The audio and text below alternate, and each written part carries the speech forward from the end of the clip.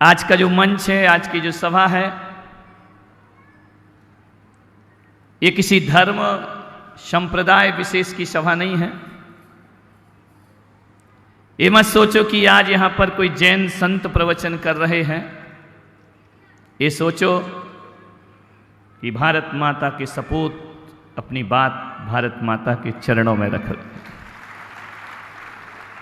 ये कोई सांप्रदायिक मंच नहीं है, कोई धर्म का मंच नहीं है। हिंदुस्तान बैठा हुआ है।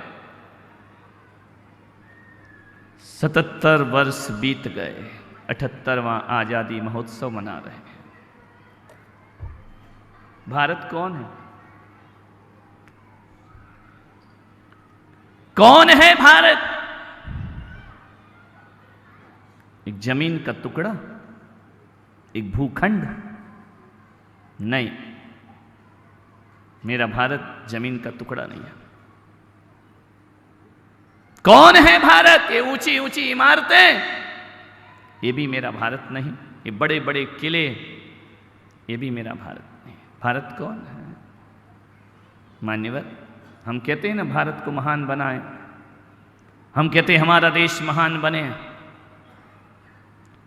हम कहते हैं कि भारत का विकास हो। आपसे पूछता हूं, भारत कौन है? बच्चे संभालो है ना, आवाज नहीं करना।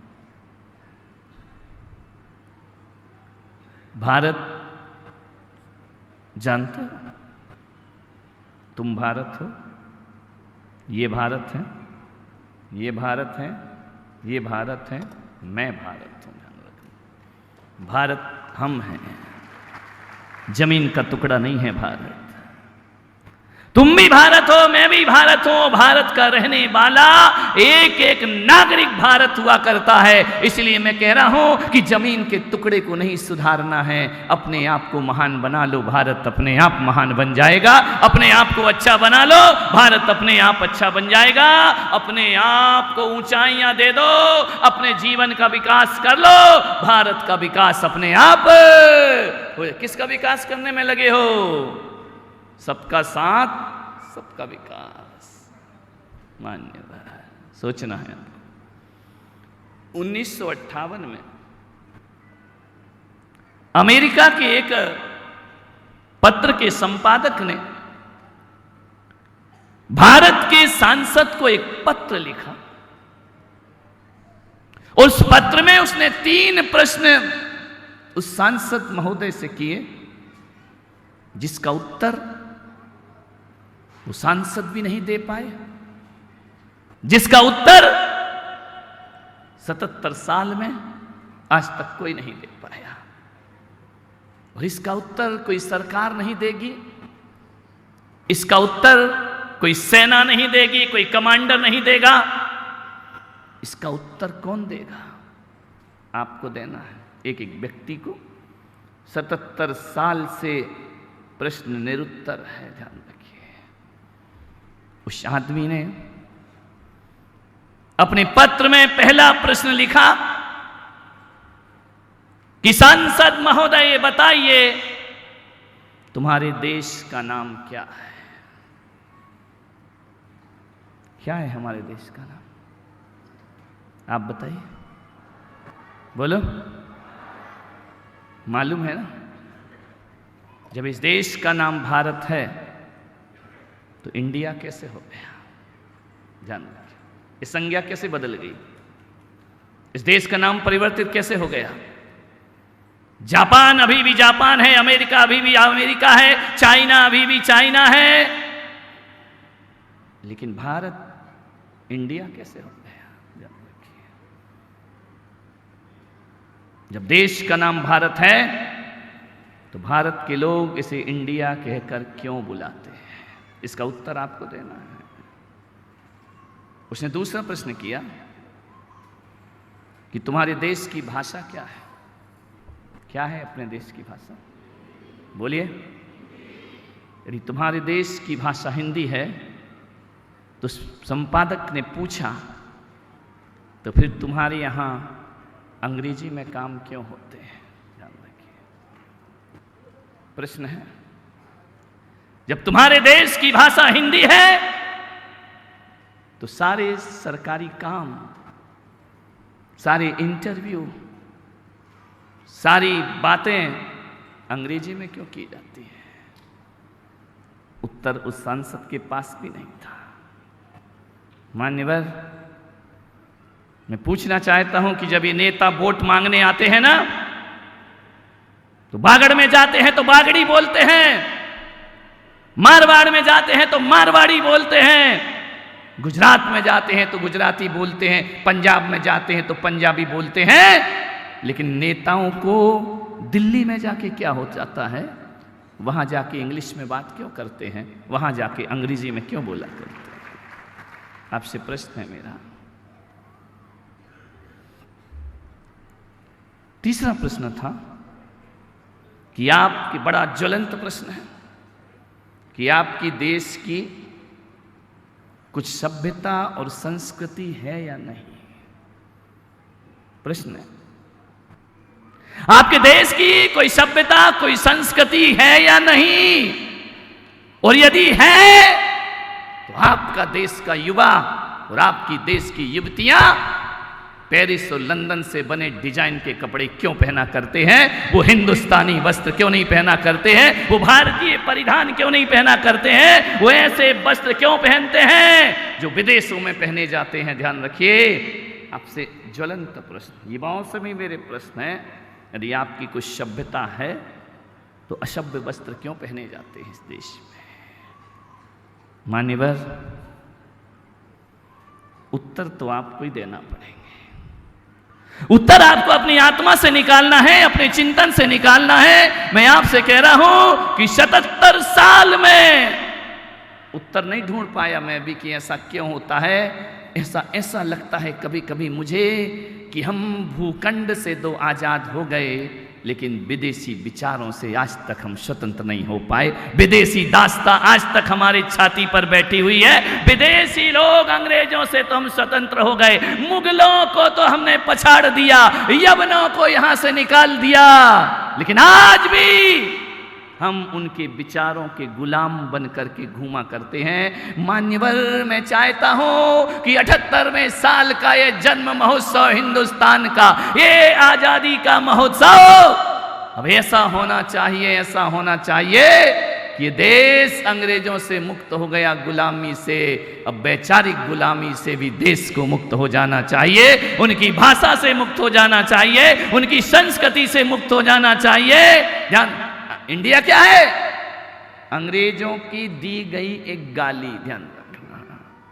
अभी बोला गया ना कि भारत को भारत बोलो, और मैं भी आपसे कहता हूं मेरे भारत को भारत ही रहने दो, मेरे भारत को इंडिया बनाने की कोशिश मत करो। ध्यान रखिए, मेरी चिंता है। अंग्रेज चले गए, अंग्रेजी छाती पर छोड़कर चले गए। आप सोचते हैं कि जब तक 2-4 फर्राटेदार इंग्लिश ना बोली जाए तब तक वो पिछड़ा हुआ आदमी माना जाता है, बैकवर्ड आदमी माना जाता है, इसको कुछ नहीं आया करता है। मेरे भाई, ध्यान रखना, निवेदन है, भाषा हमारी जुबान होती है, और मैं पुलक सागर कह रहा हूं कि जो आदमी अपनी जुबान का नहीं हो सकता वो अपनी जमीन का भी नहीं हो सकता है। ध्यान रखिए, अपनी जमीन को संभालना है तो जुबान को भी संभालना पड़ेगा। कहां गए वो रंग दे बसंती चोला, इंकलाब की भाषा? कहां गई वो सरफरोशी की तमन्ना? अब हमारे दिल में है, देखना है जोश कितना बाजुए कातिल में है। ध्यान रखना, वो हमारे देश की भाषा शौर्य की भाषा हुआ करती है। मैं चाहता हूं, ये बड़ा अफसोस है मुझे कि आजाद भारत में एक दिन हिंदी दिवस मनाया जाता है। धत्तरे की, यहां तो रोज रोज हिंदी दिवस होना चाहिए, यहां तो हिंदी ही हमारा जीवन होना चाहिए। एक दिन हिंदी दिवस, सोचिए, क्या अंग्रेजी व्यापार की भाषा हो सकती है? वैश्विक भाषा, व्यापारिक भाषा है। जब व्यापार की भाषा हो तो अंग्रेजी बोली जाती है, देश मुल्क की भाषा हो तो उर्दू बोली जाती है। एक बात याद रखना ऋषभदेव वालों, कि मुल्क की भाषा हो तो उर्दू सलीके की भाषा बोली जाती है, लेकिन जब दिल की भाषा हो तो केवल हिंदी बोली जाती है। हिंदी जुबान है, दिल की जुबान है।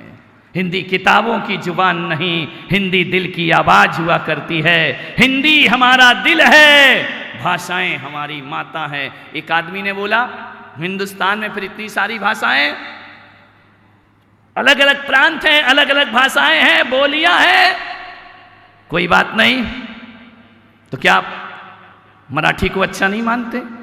क्या आप गुजराती को अच्छा नहीं मानते? महाराज, आपका जन्म हिंदी प्रांत में हुआ है तो आप हिंदी को अच्छा मानते? मैंने कहा नहीं, मैं सब भाषाओं का सम्मान करता हूं। मेरे देश में जितनी भाषाएं बोली जाती हैं मैं सबका सम्मान करता हूं और सबको माता का दर्जा दिया करता हूं। चाहे राजस्थानी हो, गुजराती हो, मराठी हो, मलयालम हो, कन्नड़ हो, ये सब भाषाएं मैं इन्हें माँ के समान समझा करता हूं। लेकिन एक बात ध्यान रखना, ये सब भाषाएं मेरी माँ हो सकती हैं, लेकिन हिंदी मेरे भारत माता के माथे की बिंदी हुआ करती है, ध्यान रखना। वह सौभाग्य है, वह सुहाग है भारत माता का मन। और एक बात याद रखना, ये बड़े बड़े समारोह करने से भारत माता बड़ी नहीं होती मेरे भाई। भारत माता बड़ी तब होती है, माँ बड़ी तब होती है जब बेटे बड़े होते हैं, ध्यान रखना। ज्यों ज्यों बेटे बड़े होते हैं त्यों त्यों माँ भी बड़ी होती चली जाती है। और आपसे मेरा निवेदन है, सोचिए, विचार करिए, कॉन्वेंट के दड़बे में पढ़ रहे हैं आपके बच्चे, मिशनरियों में पढ़ रहे हैं आपके बच्चे, अंग्रेजी माध्यम से पढ़ रहे हैं आपके बच्चे, क्या सीखेंगे वो? क्या आता है उनको? विचार करिए। मैं सोचता हूं कि ऐसा होना चाहिए कि हमारे देश में हर काम और हर पढ़ाई हिंदी में होना चाहिए, ध्यान रखना। हस्ताक्षर हिंदी में होना चाहिए, पढ़ाई हिंदी में होना चाहिए, इंजीनियर बनो तो हिंदी में होना चाहिए, डॉक्टर बनो तो हिंदी में होना चाहिए, तब इस देश की भाषा महिमा मंडित होगी। मान्यवर, अंग्रेजी हम पर हावी, कभी ख्याल किया? कई विचार करना। मैंने देखा है स्कूलों में, जब हम स्कूल जाते हैं तो वर्णमाला पढ़ाई जाती है हिंदी में और स्वर व्यंजन पढ़ाए जाते हैं। अंग्रेजी में पढ़ो तो वहां भी वर्णमाला होती है, अल्फाबेट होते हैं। लेकिन एक बात ध्यान रखना, मैंने बहुत सोचा, हिंदी जब पढ़ते हैं ना तो आ से अनार पहला लेटर, आ से अनार, अंतिम कौन सा होता है? नहीं गए क्या स्कूल? ज्ञा से अंग्रेजी को जरा ध्यान दो। A for Z for zebra, यानी बोलो जेब्रा यानी क्या होता? अंग्रेजी गधा।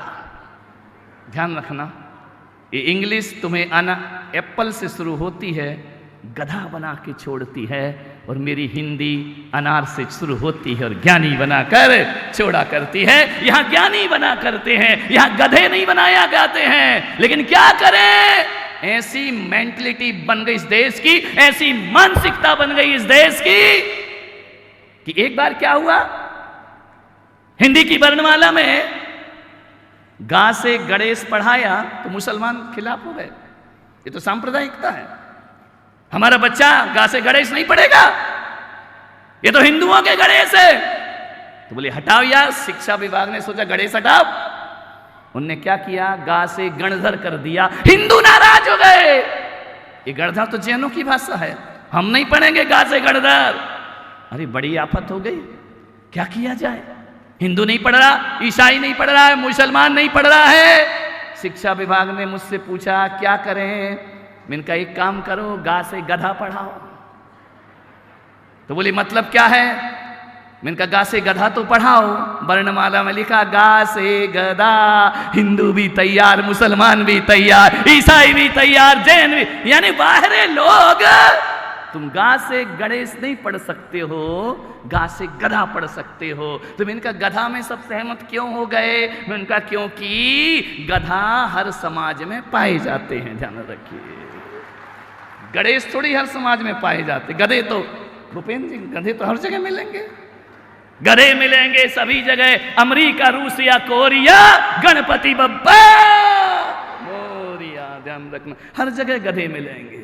गधे में देश सहमत हैं, वहां सांप्रदायिकता नहीं है, गणेश में सांप्रदायिकता आ जाती है। कितना पतन हो गया आदमी का, गधा पढ़ सकता है। अंग्रेजी हमारी छाती पर क्यों बैठी है? हमारे यहां रिश्ते हैं, हमारे यहां भावनाएं हैं, संवेदनाएं हैं, अर्थ है हर शब्द का, हर शब्द में एक चिंतन है, एक सोच है, एक गहन विचार है। जब हमारे यहां गंदगी को साफ करना हो ना, तो पानी की जरूरत पड़ती है, कीचड़ धोना हो पानी की जरूरत पड़ती है। लेकिन जब वही पानी परमात्मा के चरणों में पहुंचता है तो जल बन जाया करता है, और वही पानी जब प्यासे के कंठ में पहुंचता है तो अमृत बन जाया करता है, ध्यान रखिए। लेकिन अंग्रेजों के पास वो क्या जाने, उनका वाटर आज तक जल नहीं बना, उनका वाटर आज तक अमृत नहीं बना, उनका वाटर आज तक पानी का पानी ही रहा, ध्यान रखना। मान्यवर, हमारे शब्दों में जान है, हमारे शब्दों में प्राण है, हिंदी के अंदर रिश्ते हैं, संवेदनाएं हैं। वहां के हालात देखो तो ये हालात हैं कि मामा भी अंकल होता है और चाचा भी अंकल होता है, अपना भी अंकल होता है और पड़ोसी भी अंकल होता है। उनके पास रिश्ते नहीं है मेरे भाई, अंग्रेजी के पास अंकल के अलावा कोई नहीं है। लेकिन हमारे यहाँ लाड करने को कोई मामा होता है तो प्यार करने को कोई चाचा हुआ करता है, पैसे देने को कोई फूफा हुआ करता है। ध्यान रखिए, हमारे यहाँ संबंध हैं, हमारे यहाँ भावनाएं हैं, वहां तो सब अंकल, और अपना देश अंकल चिप्स खाता है, ध्यान रखना। मान्यवर, सोचिए, विचार करना है आपको। जुबान पर गौरव प्रदान करिए। हिंदी दिल के आसपास की भाषा है,